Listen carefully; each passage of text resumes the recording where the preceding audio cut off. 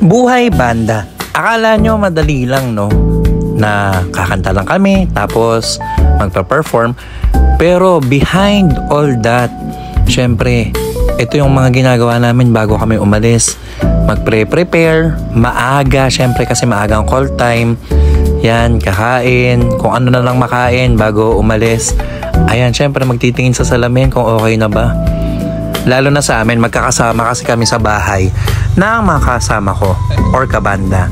Ayan nga, siksikan kami sa sasakyan kasi 7 kami actually.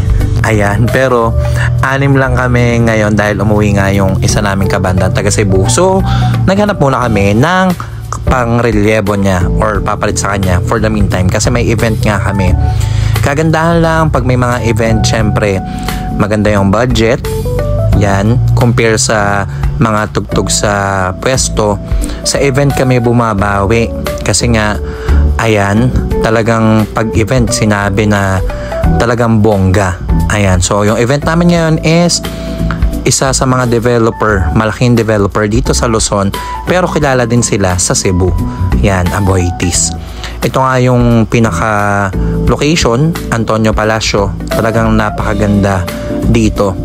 Pag mga event nga pala, kung saan-saan din kami nakakarating, yun naman yung kagandahan. Tapos hindi ganon kapagod kasi nga sunod kami sa program proper nung nagpa-event. Unlike sa mga bar, syempre 3 to 4 sets.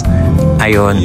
So ito naman, ang sacrifice lang naman talaga namin dito is kailangan namin maaga kasi kailangan namin mag-sound check. Ayan, para mas maganda yung performance namin. So talaga lang maaga pag mga events.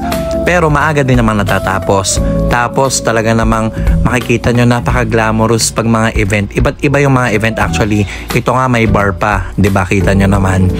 Talagang solid din talaga pagka event yung natutugtugan ng mga banda compare sa mga bar. Pero hindi laging may event. Kaya pag may event, syempre sinusulit din namin yung masasarap na food.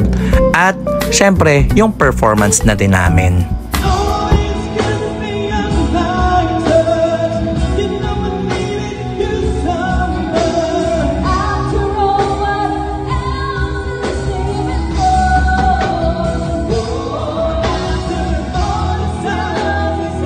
At napa-after all na kami ni Mrs. dito, no? So, kung ako ang tatanungin, may mga perks ang event at yung pagtugtog sa pwesto.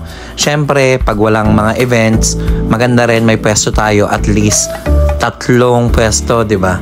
Kasi diyan tayo magsusurvive. O kaya naman, kung may out of town, araw-araw talaga ang tugtog doon. Or mas better kung sa biyahe. Pero kung usapan naman na event or pwesto dito sa Pinas, okay pa rin parehas. So ang event kasi talagang minsan ang isang event is katumbas ng 4 o 5 pwesto, isang event lang. So syempre talagang swerte ang banda na madaming event. Yun lang naman, no? Bagong vlog ko to, so sana mag-subscribe kayo, like, follow dito sa Facebook, subscribe sa YouTube. And magpapatuloy tayo sa mga usapang banda. Pwede rin kayong mag-recommend ng kung ano ang i-content natin. So hanggang dito na lang. Come on!